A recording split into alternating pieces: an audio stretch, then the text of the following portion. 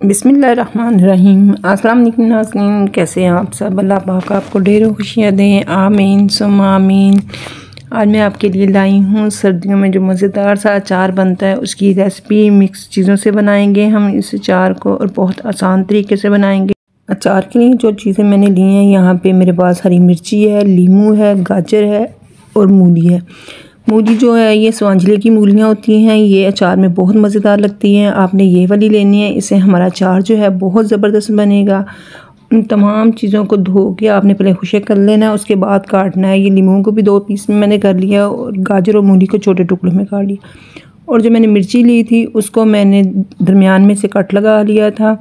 اور یہ مزیدار سا اچار ہم اس آسان سے طریقے سے تیار کریں گے کہ آپ چند ہی منٹوں میں یہ مزیدار سا اچار تیار کر لیں گے۔ یہاں پہ میں نے ایک پین لے لیا ہے، اس کے اندر میں نے ڈال دیا ہے ثابت والا سوکھا دھنیا ہے، اور میرے پاس یہاں پہ میں نے زیرہ ڈالا ہے، یہ 1 ٹیبل سپون ہے، اور ساتھ میں سونف ہے، یہ 2 ٹیبل سپون میں نے ڈال دیے اس کے اندر، اور میتھی دانہ ہے، یہ 1 ٹیبل سپون ہے، یہ بھی میں نے اس کے اندر اب شامل کر دیا ہے، اور ساتھ میں میرے پاس ہے اجوائن۔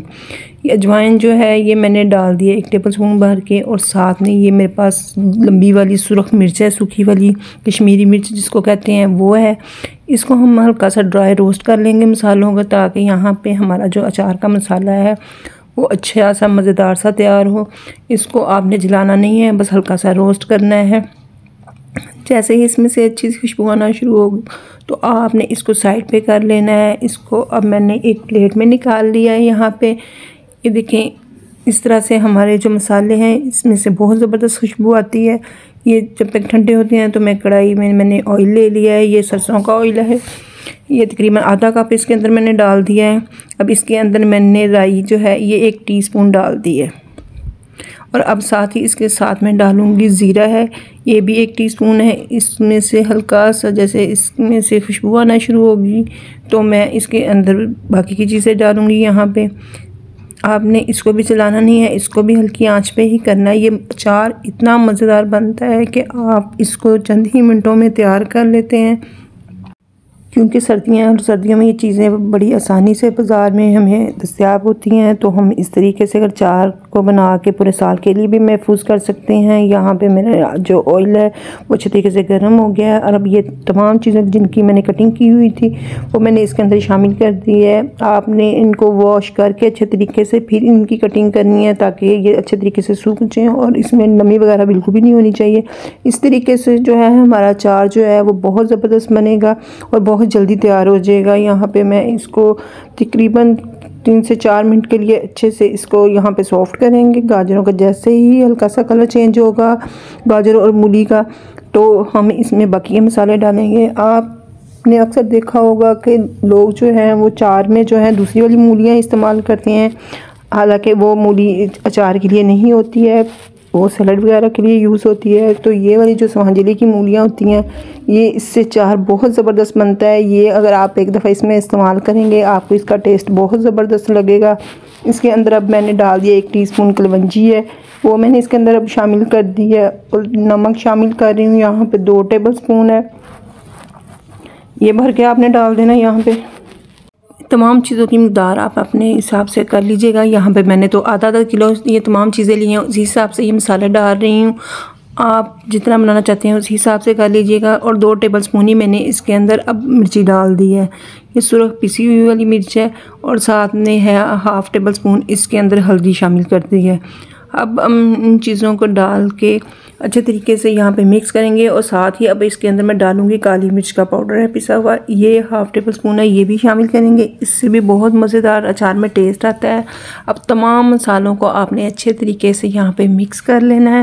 ناظرین، اگر آپ میرے چینل پہ نئے ہیں تو لازمی میرے چینل کو سبسکرائب کر لیں اور بیل آئیکن کے بٹن کو دبا لیں، تاکہ آپ میری نئی آنے والی ویڈیو سے آگاہ رہ سکیں، اور ویڈیو کو لازمی فرینڈ کے ساتھ، رشتہ داروں کے ساتھ شیئر کیا کریں، تاکہ اس طریقے سے جو بھی ہم یہ ویڈیوز وغیرہ بناتے ہیں بہت محنت سے بنتی ہے، اور ہمیں بہت خوشی ہوتی ہے کہ آپ کو ہماری ویڈیو پسند آتی ہے۔ جب آپ کمنٹ باکس میں بتاتے ہیں تو کمنٹ لازمی کیا کریں۔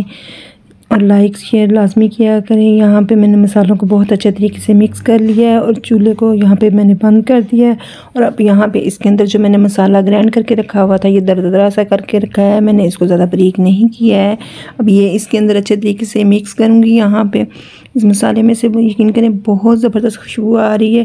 یہ اچار آپ اس طریقے سے بنا کے پورے سال کے لیے آپ محفوظ کریں۔ خیر سے آگے سے رمضان آنے والے ہیں، تو اس دفعہ تو رمضان میں بھی یہ اچار آپ کو بہت مزیدار لگے گا، کیونکہ موسم کافی اچھا ہے۔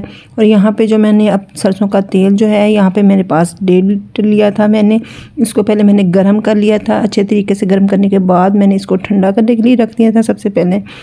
اس کے بعد میں اس کے اندر شامل کروں گی۔ ابھی اس کے اندر میں نے اتنا ہی ڈالا ہے، اس کو میں جب ڈبے میں ڈالوں گی اگر مجھے کم لگے گا تو باقی کا آئل میں پھر دوبارہ سے اس کے اندر شامل کر دوں گی۔ اس تمام آئل کو میں اچھے طریقے سے اب اس کے اندر مسالے کے اندر مکس کر رہی ہوں۔ یہاں پہ ماشاءاللہ سے دیکھیں جی کتنا زبردست کلر آیا ہے اس کا، بالکل بھی کسی بھی چیز کا میں نے کلر یہاں پہ خراب نہیں کیا ہے۔ اس طریقے سے ہی آپ نے پکانا ہے۔ اور یہاں پہ جو آپ نے ڈبہ یا مرتبان لینا ہے، آپ نے اس کو اچھے طریقے سے واش کر کے اس کو پہلے خشک کر لینا ہے، پھر اس ڈبے میں ڈالنا ہے۔